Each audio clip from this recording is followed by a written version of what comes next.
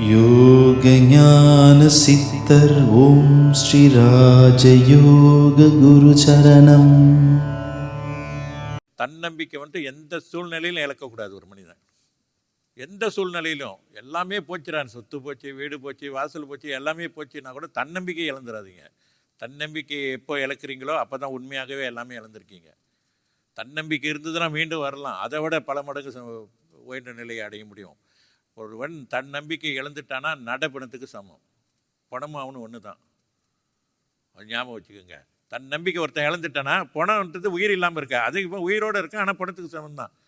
அந்த மாதிரியான ஒரு நிலையை உருவாக்கிறோம் வாழ்க்கையில். இந்த எது எப்படி இருந்தாலும் பயிற்சி விடக்கூடாது.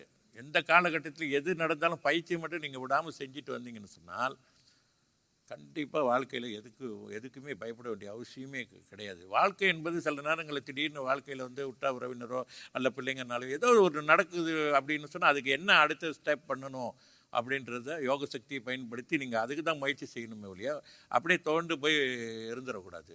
நம்பிக்கை இழந்து இருந்துடக்கூடாது. அது ரொம்ப ரொம்ப முக்கியம். எந்த சூழ்நிலையிலும் நம்பிக்கை இழக்கவே கூடாது.